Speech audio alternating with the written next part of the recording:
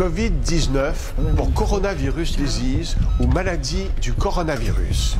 Il y a près de 2 mois, le monde découvrait cette nouvelle maladie apparue en Chine. En quelques semaines à peine, cette infection respiratoire a touché plus de 100 000 personnes et fait plusieurs milliers de morts. Sa propagation a provoqué des mesures exceptionnelles.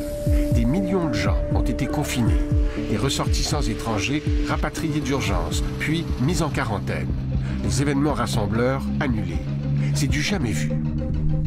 Dans le milieu scientifique aussi, le virus a suscité une mobilisation sans précédent. Des chercheurs du monde entier se sont attelés à la tâche de comprendre et contrer le plus vite possible cette nouvelle menace. Avec une rapidité inédite, ils ont échangé ouvertement leurs analyses et leurs réflexions sur divers sites Internet et dans les médias sociaux. Plusieurs grandes revues scientifiques ont accéléré la publication des travaux sur ce nouveau virus. En quelques semaines, des dizaines d'articles sur le sujet avaient déjà paru.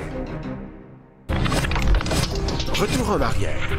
Le 7 janvier, des chercheurs chinois identifiaient chez des patients atteints de pneumonie un coronavirus jusqu'ici inconnu.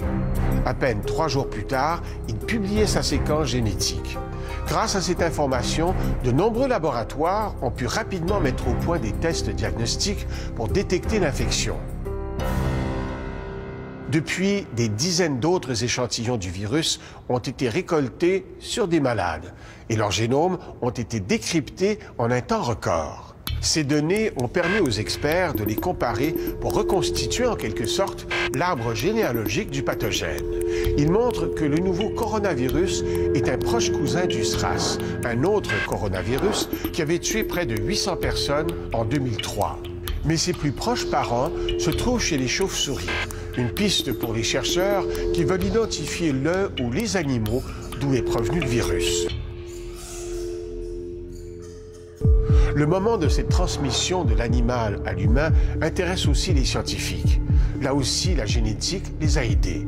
Les génomes analysés sont tous très semblables. Le virus aurait donc relativement peu évolué depuis qu'il se propage dans la population humaine. Ces faibles variations suggèrent qu'il circule depuis la mi-novembre environ. Si on considère que le premier patient recensé est tombé malade début décembre, cela signifie que cette nouvelle maladie a été détectée rapidement, mais pas assez pour empêcher sa propagation. 2 aspects du virus sont particulièrement cruciaux.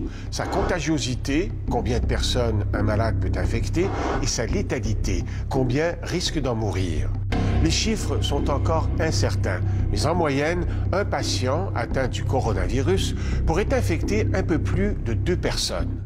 Son taux de mortalité, lui, se situerait entre 1 et 3 %.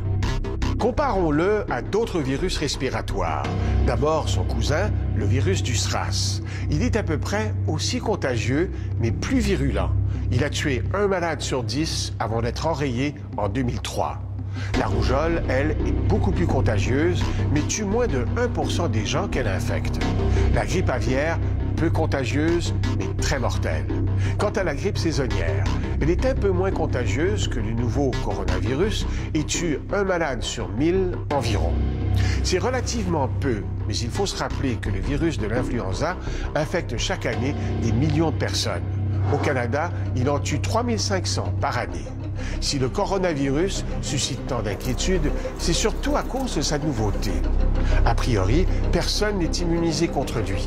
Il pourrait donc faire beaucoup de victimes. De plus, il n'existe pour le moment ni traitement ni vaccin pour le contrer. Les scientifiques y travaillent, mais cela prendra des mois. D'ici là, notre seule arme, c'est de circonscrire l'épidémie et de traiter au mieux les malades.